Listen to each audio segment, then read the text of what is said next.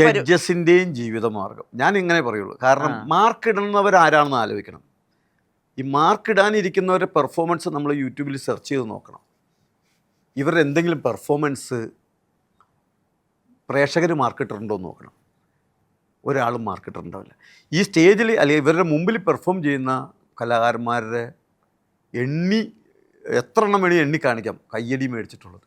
അപ്പം ഞാനിതിനൊരു മാർക്കറ്റിലായിട്ടല്ല കാണുന്നത്. ഇതൊരു എല്ലാവരുടെയും ജീവിതമാർഗം. അപ്പോൾ അവരും ഇത് ചെയ്താലാണോ അവർക്കും വരുമാനമുള്ളൂ. അപ്പോൾ ചില കാര്യങ്ങൾക്ക് വേണ്ടി ഇടപെട്ടോട്ടെ. ഞാൻ ഇതുവരെ ഒരു ജഡ്ജായിട്ട് കണ്ടിട്ടില്ല. ഞാൻ പോവില്ല. അതായത് റിയാലിറ്റി ഷോയിൽ ഞാൻ ഇതുവരെ ജഡ്ജായിട്ട് കണ്ടിട്ടില്ല. അതെന്താണത്? കാരണം ചേട്ടനല്ല ശരിക്കും ജഡ്ജായിട്ട് ഇരിക്കണ്ട. എനിക്ക് അങ്ങനെ ഒരു അഭിപ്രായമുണ്ട്. ഒന്ന് ഇത് മാർക്കിടാൻ പറ്റിയൊരു ഒരു രീതിയല്ല. അല്ല, എൻ്റെ സ്റ്റൈലല്ല വേറൊരു ആർട്ടിസ്റ്റിൻ്റെ സ്റ്റൈൽ. എന്നാലും അവനും ചിരിപ്പിക്കുക. ഈ മാർക്ക് ഇതിലെങ്ങനെ ഇടാൻ? മാർക്ക് എന്ന് വെച്ചൊരു പ്രോഗ്രാമിൻ്റെ ഫോർമാറ്റായിട്ട് കണ്ടാൽ മതി.